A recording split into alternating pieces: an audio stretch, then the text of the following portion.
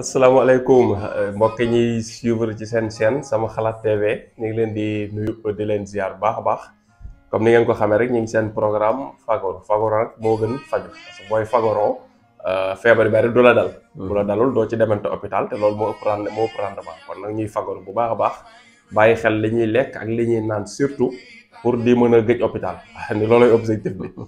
ñu ci dalal nag professeur Ousmane Ndiaye kon ni ngeen ko xamee muy tradipraticien moom terme bi ñuy wax la niir sax man xam naa war nañ ko beneen terme bu gën a kii daal riche waaw parce que tradipraticien mooy koy pratiquer loo xam ne lu traditionnel lu fi yàgg la te loolu dafa xaw a waaye comme terme boobu la gars yi di utiliser dinañ réfléchir suñ terme bopp insha allah waxoon moom lañu utiliser waaw parce que terme bi daal neexuma tradipraticien maa ngi koy wax waaye neexuma d'accord day kon xalaat ci bu baax voilà muy koo xamante ni voilà day faj ci ay feebar mais di sukkandiku ci ay gàncax maanaam faj goo xam ne ci lu naturel lañ koy defee muy ay gàncax yi ba pare gàncax yi sax ci réew mi gàncax yu jéggaani mais yi sax ci réew mi parce que comme ni nga xam ne réew mu ne daanaka la leen di faj nit ña feebaree am na ci réew ma ñu xam ko ak ñu bañ koo xam mais am na ci réew ma voilà bii passé nag xam naa si ñu doon topp ñu ngi woon ci hépatite B yaakaar naa professeur leeral nañu lan mooy hépatite B ak tamit maanaam li nga xamante ni ci organe bi muy jàpp ak ni mu fay def kon duñ si ñëwaat tey moom dañuy ñëw ci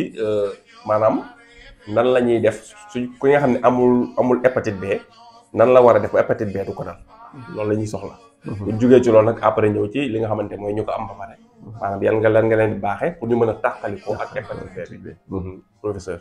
asalaamaaleykum wa rahmatullah sëñ Pape ñu ngi lay ziar bu baax di leen nuyu di nuyu mbokk internet yëpp comme niñ ko waxee woon rek vidéo bi passé ñi nga doon wax ci hépatite. maanaam lan moo koy joxe ak ni muy demee ak demee noonu. donc waxoon nañ leen ci lu bari donc ki nga xamante ni xëy na seetaanu woon vidéo boobu te yem ci bii bu dee arriératé rek dina ko gis pour mën a xam lan mooy hépatite donc defoon nañ ci suñu kéemtalaay kàttan daal bu ko defee comme Pape ni nga waxee rek li ko des muy fagaru maanaam ni prévention bi ndax xam naa ni du xaw a yomb parfois parce que comme que c'est une maladie boo xamante ni day transmettre sexuellement foofu dina xaw a jafe parfois dina xaw a compliqué mais li ci am solo mooy comme ni ñu ko waxee xam nañ nan lay transmettre nan lay wàllee ci côté wàllee boobu ñu fexe ba loolu muy wàllee bañ ko def waaw wala ñu moytu ci lu bari waaw surtout loolu am na ci solo mooy comme tey li ñu waxoon bokk lu mel ni rasoir yi daggaate mën a laal deret waaw mën a nit utiliser ko waaw maam ñu dagg chaîne de transmission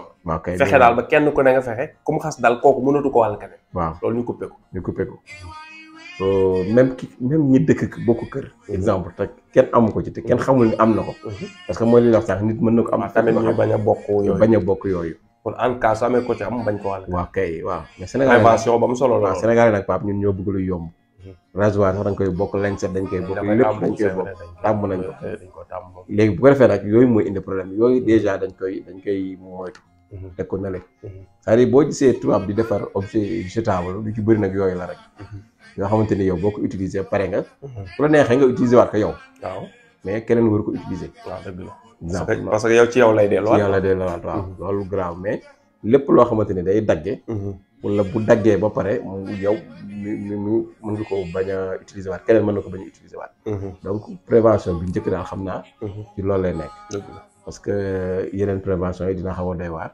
muy ci wàllu sëy bi parce que foofu Pape damay wax ni les maladies sexuellement transmissibles mooy maladies yi nga xam ne ci sëy lay jógee buñ bàyyee njaalo bi yàlla doon wax maladie yooyu taxul ñuy wax maanaam tey fi may waxee mooy waxuma ki nekk ak jabaram maanaam nit ñi bu ñu wàññi woon taxawaalu bi tas gi feebar yooyu di tas day wàññeeku bu baax a baax waaw parce que ñi nga xam ne dañu ay jëkkër jabar yuy sëy rek peut-être bu doon ñëpp ci couple lañ la ñu kay feebar sëy yi wàllante bu gaaw bi dina wàññeeku dëgg la effectivement mais nag foog yi moo bari comme ñi nga xam ne dañuy taxawaalu dëgg la tey imaginel Pape benn prostituée maanaam benn jigéen buy jaay boppam su ko amee ñaata góor la ko mën a wàll voilà kooku tamit après bu dee koo xam ne day continuer taxawaal di dem peut-être nit la ko mën a waaw day multiplier bu gaaw sax kay day multiplier bu gaaw gis nga gaaw donc bu ko defee bi yàlla na laa taqrabu zina njaalo bàyyi leen njaal bu ko jege donc gis nga conséquences lu bëree dëxuñu si biir mu tënk ko rek ci benn wax. waaw kay waaw borom xel yi nag lay laal di waxal lay waxal. waaw borom xel yi lay waxal. waaw donc bu ko defee ngay gis ni foofu nit ki bu bëri na ko am xëy na mën na ko jëlee foofu. dëgg la de yàlla fekk bu réservé waroon boppam rek. feebar duñ mën na ci vraiment ak yeneen feebar nag yeneen feebar yeneen du hépatite B rek. Vraiment. les maladies sexuellement transmissibles. vraiment li ñuy wax MST. donc nit ki war na ci mën a mucc. lu leer nga wax de parce que ku jënd téléphone bu bees. waa Samsung ne la téléphone bi buggul ndox doo ko xooj ci paan. ndox waaw. léegi yàlla nag moom moo ñu defar ñun. moo ne nañ bàyyi nangam. waaw war moom compliqué wul quoi vraiment. li ñu yàlla wax yëpp dañu ko def. voilà sinon japonais bu ñu defaral ak français ak américain yi benn appareil. sama ordinateur bi du ma jël dugal ci paan ndox. su ma koy dugal jour la ngay utiliser. voilà. léegi yàlla nee na man bu ma jegee léegi njaaloo. bu ma ko jegee parce que moom moo ma gën a xam. léegi di tax mu tere ma ko. compliqué wul quoi compliqué wul mais ñu ngi topp wax yàlla waaw yàlla ñaal nga seytaane mais compliqué wul bu ñu xalaatee rek compliqué wul. c'est-à-dire bu li may faral di wax rek waaw bu ñu leer nga defee wax yëfi jullit rek. waxuma lu bari dana wàññeeku. yëpp lépp waaye bu ñu defee yëfi jullit. waaw jëfi jullit rek yu bëri. lu bari wàññeeku dëgg la de. ndóol geeg njàkk geeg lépp dina wàññeeku. dëgg lu leer nga wax. waaw njaaloo gi bu ñu ko wàññee woon. fen gi tappale gi sàcc gi carte gi. triande gi. ñu fexe bu ñu ko doon bàyyi di développé. bàyyi rek professeur daal yàlla nga gudd fa. lu wér nga wax. non c'est vrai. lu wér nga wax. Pape xam naa bokkul ci vidéo bi sax barki dem ma mënoon luyee benn fi may def sama école bi. benn kër. ma waxaatale waa waaje. mu wax ma benn prix. ma ne ko mënuma ko. te pourtant fi may déménager sama école ak benn ak fi may luyee benn kër moo dox seen diggante xam nga loolu arrangé na ma. ma ne ko li nga ma wax nii. mën naa laa jox avance pour dugg. mais est-ce que bu weer day. chaque weer naa ko respecté continuer ah problème la. ma ne ko xam nga problème bi mooy du ma xool samay intérêt ba dugg. voilà naa dugg rek garaaw. waaw boo fi bëgg a génne nag da nga soxla. ma ne ko samay intérêt mooy ma dugg de. parce que école bi laa jógee benn kër dox sa diggante. mënu ma dugal école daf ma arrangé. waaw waaw élèves du ñu réer pour. wóoraat duñ dem fenn mais nag li ma mën laa lay wax. dëgg la effectivement. mais ma ne ko nag c'est-à-dire noonu la ñu war a def c'est-à-dire ñun jullit dañu war a def fi jullit. dëgg la de mais buñ jiital suñu intérêt. mais nañ xool li nga xamante ni tey. kenn du yoreel ak kenn. dëgg la ñu liggéey ci loolu. dëgg la dañ ko defee rek noppalu ko. dëgg la de. bi ci des mooy Pape. hépatite dafa nekk feebar bu doy waar. boo xamante ni comme ni ñu ko waxee médecine traditionnelle mënuñu ko faj. ñun nag yàlla dimbali nañu ci ba faj nañ ci ñu bari diggante 8 mois yi ba 6 mois yi. ñu ci faj bari na. macha allah. comprendre bu ko defee sax am na ñoo xamante ne pare nañ comme ni ma ko waxee woon pour def ay vidéo témoignage. mais man yooyu moom a kiiwul daal. man des fois du voilà témoignage tam. amul solo daal xam nga moom comme nit ñi yaa ngi leen di wax ñuy dégg. waaw te comme objectif bi du xam nga yow waru nekkoo di wër client. waaw kay waaw comme ñooy wër client moom mën nañ di wëri ay. témoignage man daf may gêner yàlla xam na ko ay témoignage ak yooyu man daf may gêner. bien sûr. parce que day mel ni da ngaa wax ba pare di indi luy firndeel li nga wax. te fekk na yow maanaam jaru ko xam nga nit ñi fi mu nekk nii fay ñu la dërëm pour nga indi leen benn justificatif. da ngaa ñëw rek di baaxee nit ñi li nga xam. loolu amee loo leen benn justification vraiment bu fekkee waxtaan wax dëgg jala waaw ñi ñuy seetaan yi amoo loo leen benn justificatif. parce que ñëw nga xam nga liy faj feebar sàngam nangam moo koy faj def gis la. am na benn waaye ma dégg ñu koy woowee def gis. waaye def gis la garab sàngam day faj feebar sàngam nangam ak nangam lañ koy defee. kii seetaan kay na dem def. bu defee bu gisee commentaire yaa ngi fi bu gisul commentaire yaa ngi fi compliqué wul. yow ameeloo kenn benn explication. sa jaayoo leen dara. waaw xëy na ki ñëw sa kër nag jënd bu yaa moo xam.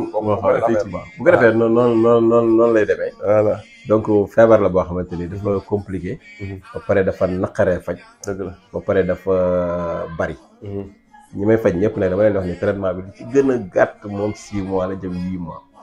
waaw parce que pour di li nekk ci res bi di ko dindi. nekkul lu ñuy coppati di sànni. waaw lu ñuy def la muy deñ ndànk moom 6 mois yi moom moo ci gën a tuuti. traitement 8 mois waaw.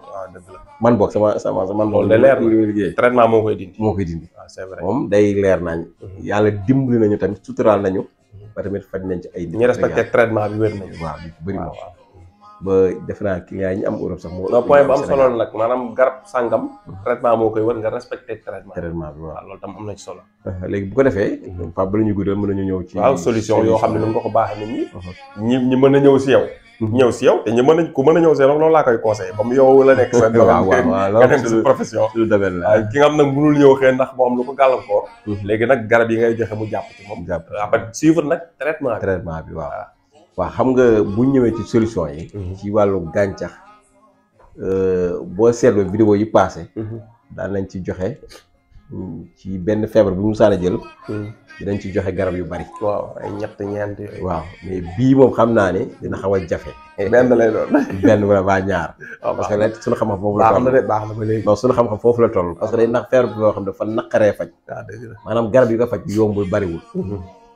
xam nga yaa ngi dégg wax ba. waaw xam naa yi nga am preuve nga mën a wax. waaw kay foofu laa mën a fa laa mën a yem. waaw te yooyu bariwul tamit. waaw dëgg la. bu ko defee. benn bi mooy papaye bu ñorul. papaaya. bu ñorul bu ñorul. bu verte bi. moom baax na ci. niñ koy. lekk noonu papaye bi lekk. papaaya bu ñorul ngay xool lii di ko lekk. lekk waaw. baax na ci hépatite B. ko ci hépatite B. ah loolu de yomb na rek mu yàlla moom. waaw man neex na macha allah neex na. non du mais weexul papaaya bu ñorul. tam weexul quoi. waaw papaye bu ñoree lay day saf suukar mais bu ñorul. waaw du weex tamit. waaw papaye bu ñorul baax na ci. papaaya xam naa ko dañoo taxawaloon nag benn tool boo xam ne daa bari woon ay papaaya. papaye dañ fa daan dagg lu bari mais weexul du weex quoi. même bu ñorul du weex. waaw. bi ci des. mooy am na garab bu ñuy wax fayaar. fayaar. waaw mun naa ko dégg tur bi rek. ok xaw ma garab bi mu mel. benn garab la bu xaw a jaune dafa jaune nii. dafa jaune fayaar. jaune waaw moom soit nga am sunguf bi wala nga am reen bi. waaw di ko naan baax na si. di ko naan sunguf fayaar wala reenu fayaar. fayaar d'accord. ñaar yooyu daal laa xam ne pour le moment. moom laa ci amagul ci ni lii mën na faj. mën na faj hépatite B. léegi nag ba léegi xam naa pour mu gën a leer rek ki nga xam ne dafay jël papaaya du day dem uti benn papaaya lekk ko daal di jaaxaat dana wér. loolu kay mënta dafay di consommer papaaya ci benn période. comme li nga wax sànq ne 6 wala 8 mois. waaw voilà ki jël fayaar bi tamit. da nga koy wax exact nan la koy jëlee. ak tam benn période bi. benn traitement bi quoi voilà. loolu tamit dina si baax. moom kay foog mu jël ko au minimum 6 mois jëm 8 mois ba ça dépend 1 an. waaw jëli ni mu koy jëlee nag. su fayaar wala bu dee papaye bi. moom bu mënee am chaque jour benn papaye baax. chaque jour mu lekk benn papaye bu ñorul bu ko mënee am. baax la. d'accord su dee kii bi nu mu tuddati. fayaar bi. bu fekkee sunguf beeg kii bi lu mu ci am baax na. da koy baxal segg ko di ko naan. demi verre. d'accord suba. demi verre ngoon. verre bi ñuy ndékkee daal. dañuy yaa kaasu ndékki mu am ci demi suba. demi ngoon. respecté jàppoo ko noonu ba juróom benn weer ba 6 mois. mu xool papaye bi tam nit ki su ko mënee di ko consommer chaque jour. mais xam naa nag comme chaque jour bi nekkul nga dem jënd sa ngandum papaye ne dama koy forcer lekk lépp tey. non nga koo dagg selon ni nga ko mën a consommer. waaw ñu bàyyi ko xel ko loolu voilà bu chaque jour rek nga dem jënd benn papaye lekk ko mu jeex. chaque jour benn papaye lekk ko mu jeex. mais chaque jour da ngay lekk papaye waaw kay. voilà ñu noonu donc yooyu daal buñ ko defee ku ko def moom yàlla mën na la suturaal. waaw incha allah ci des tamit mu wàññi lekk lu niin. waaw wàññi diwlin waaw lu niin hépatite boobu. sama client yëpp dama leen koy tere lu niin waxuñu nga bàyyi ko sax. sa ceeb bi ñoom Sénégal waaw mais nga wàññi ko. nga wàññi ko c'est-à-dire bu nee wàññi yow comme booy ndékki tey. bañ a def beurre. bañ a def beurre. bañ a def beurre. bañ a soos. sooy añ bañ di dem ci taatu bool ba. waaw taatu bool fan dawlin ji kay mi ngi noonu waaw. c'est-à-dire yooyu waaw booy reer utiliser xel daal di xam ni ngay koy organiser. waaw waxuñu la nga bàyyi lu bari sa yaram. black kay mi ngi noonu. waaw parce que diwlin jooju baaxul. bu ko defee loolu mooy solution yi nga xamante ne daal moom pour le moment loolu lañu amagul ñun duñ tegagul ci hépatite B. waaw yaakaar naa leer na te jafewul nag wax dëgg lii fa moom jafe. waaw jafewul noonu daal lay demee. bu ko defee nag ñun garab yi ñu ci jafe nag moom dafa xaw a compliqué day jafe. man garab yi ma ci joxe moom. dafa compliqué yenn saa nit dina jox xaalisam sax. waaw fekk garab bi manqué. parce que composition yi ñu ciy boole la. kay waaw parce que parfois day am garab yoo xamante ne Pape du neexutu. waaw day raar. day raar loolu day am léeg-léeg. waaw léeg-léeg dina am feebar. garab yi koy faj garab du bëreeti ci réew mi. waaw te nag loolu yaakaar naa sax war nañ ci gouvernement bi comme parfois man dama koy wax sama client dama naan garab yu raar yi di leen conserver di leen jëmbat pour ñu bañ fee ñàkk quoi parce que xam nga daggkatu dafa am sama jaay suñu yëg rek dañuy dagg rek dafa am sama benn paa lu mu wax nee na ku gor garab dañ ko war a tëj mu ne kooku est-ce que du raykatu nit jël garab rek day jikko di jël ko fu waaw c'est vrai loolu te effectivement loolu beneen problème la parce que garab war nañ ko organiser niñ koy exploiter waaw kay mais garab rek nga ñëw dagg reen yëpp dindi buddi voilà grand bu yàggee réew mi dina am problème. Forêt Mbao bu ñu gis benn garab boobu noonu la garab bu amoon njëriñ garabu dambal la woon. waaw amoon biir Forêt Mbao xam nga. xam naa dambal waaw garab xam bari na lu muy faj.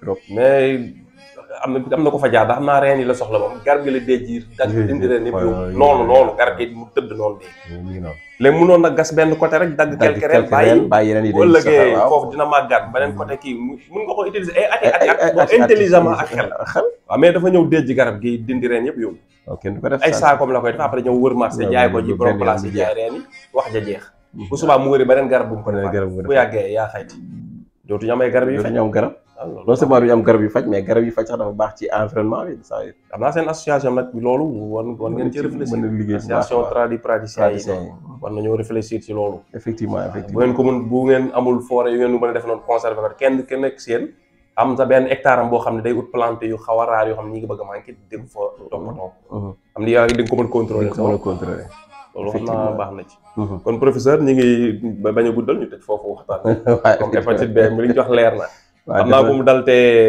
li gën daal man la may conseil gars yi ñu jël sa numéro comme mu ngi nekk suuf écran bi ñu koy gis contacter la pour mën a ñëw foofu nga jox leen garab yi nga defar ba pare su fekkee mënuñu ko tamit kenn ku si ne garab papaay nga dem jëndi ko jëmbat sa kër rek di ko toppatoo waaw voilà bu commencé am ay doom ngay bañ a xaar mu ñor di dagg di si consommer loolu moom yomb na voilà mais nag daal maanaam dañ ne loo bëgg sa fas boo koy dénkaan da nga koy dénk borom da nga koy dénk bëgg fas bu ko dénk sa xarit am nga sa fas bu baax da ngay voyager ba koo dénkaane benn waaye mi ngi ci koñ boo xam ne ku bëgg fas la mais demeewu leen noonu beneen gars mi ngi fii à côté mais yow sa xarit benn bakkan la waaye mu amul soxla ci fas bu ko dénk sa fas damal nga xool waa ji nga xam ne demewu leen nga waxtaan ak moom nga dénk ko fas boo ñëwaatee di nga fekk fas yi mel na mel daa bëgg fas mooy kenn ku ne li mu bëgg nekk di ko liggéey soo ko soxlaa demal ci moom effectivement ñu ngi leen di remercier kon boo amee rek loo xam ni waxoo ko woon te ñun laajuñu la ko d'accord waa di sant ñëpp rek di gërëm ñëpp di rappeler waat rek comme hépatite bi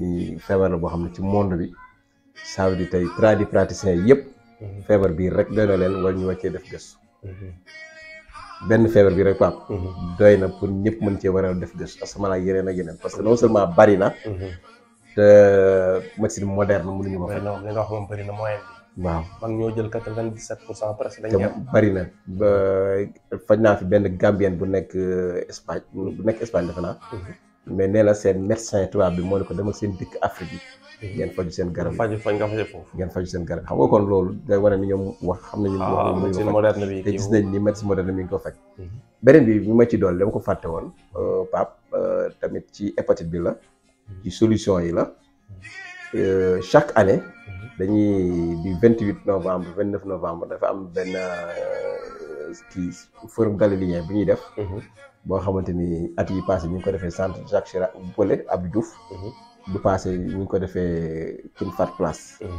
boobu loolu bu amee médecine traditionnelle ak médecine moderne yi Afrique yëpp dañuy ñëw médecin yëpp genre congrès quoi genre congrès médecin yëpp dañuy ñëw que ce soit moderne traditionnel ñëpp ñu def ay atelier participer naa ci ñaari yoon mais bu mujj bi defe naa la benn malien bi mu ñëwee ñoom dañ ni les kii ñu tal ci médicaments traditionnels améliorés mooy yi nga xamante ni ñoom autorisé na leen ko pour ñu ciy faj ñoom sexaw bi la ñuy fajee hépatite ci seen réew ñoom foofu seen réew waaw sexaw kénkeliba bi te ne nañu ngi ci def ay résultats extraordinaires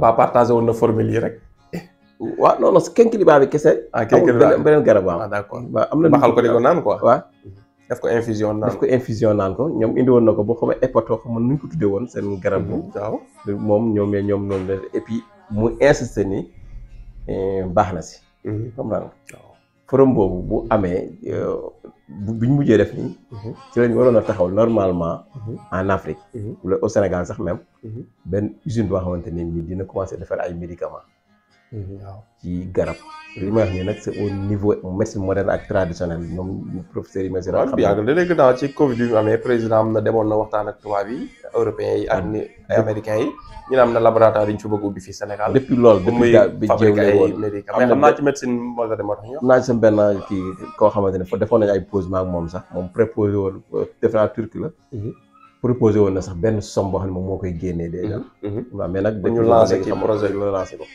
pour que ni en Afrique ñu jël benn usine boo xamante ne day commencé di defar ces médicaments. waaw garab yi am fii ñu koy defar ñoo xam ne dañ ko mën a utiliser. ñu utiliser voilà. donc loolu gars yi ñu ngi woon ci travail boobu. rencontre la woon ak ay professeurs yu bari yu mag macha allah président de la république. moo ko inauguré woon moo ko clôturé ak Eva Marie Coll Seck ak président ministre yi ainsi de suite. donc pour wane ni gars yi xëy na ñu ngi ci liggéey day yéex dafa yéex nag. waaw affaire état ñay la affaire am lu gaaw. waaw mais pour wan la ne rek médecine traditionnelle Pape. nit ñi ñoo ko fonkul. mais OMS commencé na ko fonk léegi. ah bien sûr bien parce sûr. que gis nañ résultat yi mais nag ñun ñooy xeeb suñu bopp. ñun ñooy xeeb suñu bopp. boo demee Chine. seen recherche yëpp ñoom ci lañ ko basé wu. ah chinois yi moom dañoo te foog ñu ngi ñoom ciy fajum faj cosaan. ñu ngi ciy faj fajum cosaan. dañ ko foog benn ñoo partagé benn vidéo dinaa la ko wan ci serpent jaan. waaw.